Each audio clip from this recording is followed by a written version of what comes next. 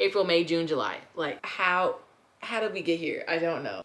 We're back. Hi guys, welcome back. We're back. Another Sunday, another video. Is episode 2 of my wedding planning series. It's gonna be a thing. My fiance saw the first video and he was like, why did you say it like that? My wedding planning series. So that's gonna be our thing. I didn't plan on saying it like that, but we're here. So today is episode 2, series 1. But for today's start of the video, we're gonna start with our drink of choice. Today I made a matcha. I actually specifically made a banana matcha. I used oat milk and I just mashed up a half of banana and a little vanilla and a little agave.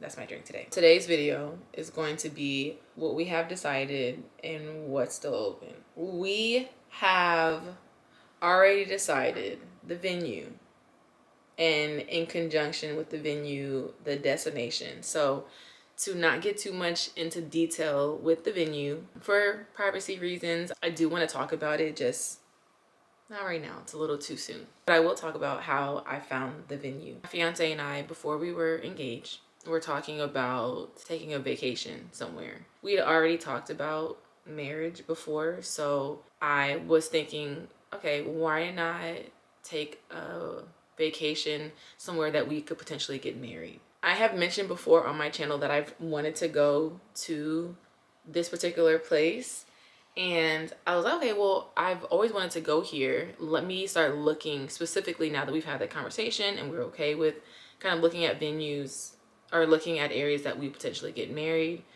Let me start being more strategic in this particular location. I'm being very vague. I'm trying not to say too much information, but I started looking on Airbnb and I found what is now our venue. I reached out to the venue and we end up, long story short, setting up a walkthrough or like a wedding tour or whatever, and a tasting that came with it as well. We are in love with nature. We're in love with warm weather. We're in love with the beach, water. So it was already good. We drive through the gate and our jaws dropped. We were like, whoa, like this place is insane. We took a whole walkthrough of the venue. We had our tasting after the tour. We were so impressed with the venue that we were like, not even thinking that the food could also be as impressive as everything else we've seen.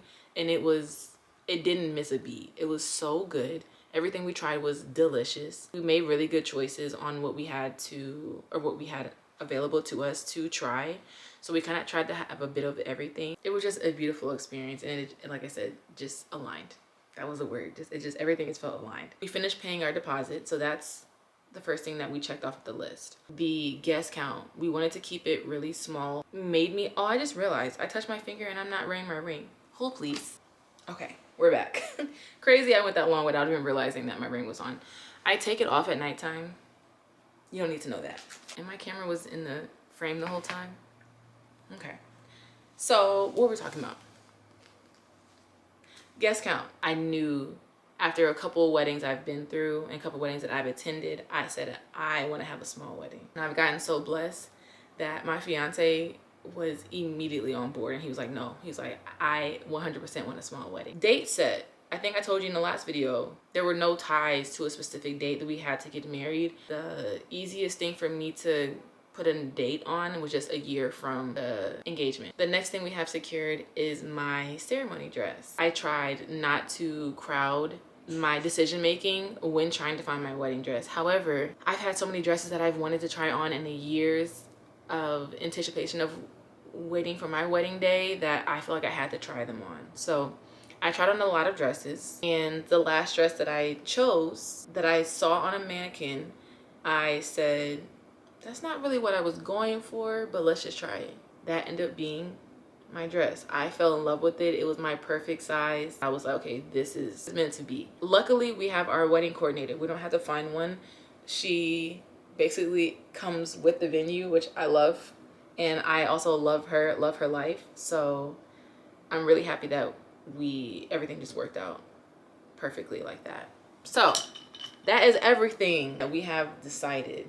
Now I'm going to like beat around on things that we have yet to either sign a contract on, make a deposit on or make a decision on. Photographer, videographer, we have not 4 months out figured out who is going to be taking pictures of our wedding or who's going to be making a video of our wedding. I have reached out to a few photographers in the location that we are. It is a smaller location. There's not really many options, and one of them has already gotten back to me saying that they will not be available for that date. So I'm not going to stress about that. I have reached out, like I said, to a couple more photographers and videographers, so I will just wait to hear back on those. Our food and drink deposit, as well as our villa, I'll put those in the same because they're at the venue and they're part of the wedding cost. We'll either figure out the payment plan for it, or I believe, if I'm not mistaken, it's due 60 days out of the wedding. We also need to book our flights. We are using Google Flights to track the days that we want to fly out to go, and that's actually been really helpful for me, at least, because it'll send you, for example, we're trying to leave on a Monday or fly out on a Monday and then leave on a Sunday. So I was able to go into Google Flights, put the dates, and hit like a notify button, and that way it notifies you whenever the prices are going up and down and like the trends and when you should book. The cake, we're not sure if we want to find a vendor to make our cake or if I want to make our cake. I feel like it would be really special for me to make our cake.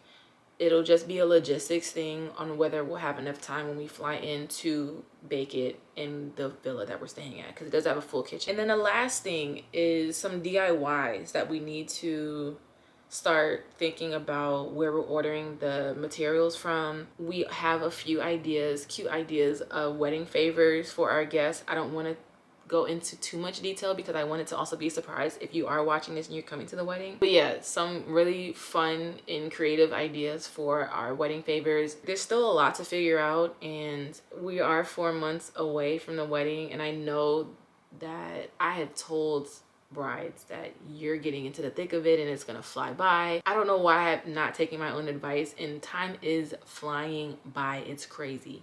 It's already March. April, May, June, July. Like, how did we get here? I don't know. I am a person who doesn't like to rush into decisions, and I like to think things through. Easing into decisions is what I'm going with right now. That's where I am. That's where we are. And yeah, I'm happy that I'm filming these vlogs. I'm happy that I'm filming this series. And I hope that you're happy and you're enjoying it as well. But anyways, so happy y'all are here. So happy you're here again for another episode of my wedding planning series. If you're excited, drop a like. And if you haven't already, subscribed to my channel. There's going to be so many more exciting videos, and I'm super excited to film them. And yeah, that's everything. See you next time. Am I overexposed? I love my hair today. I'm sorry. I did something with this routine and I really like it.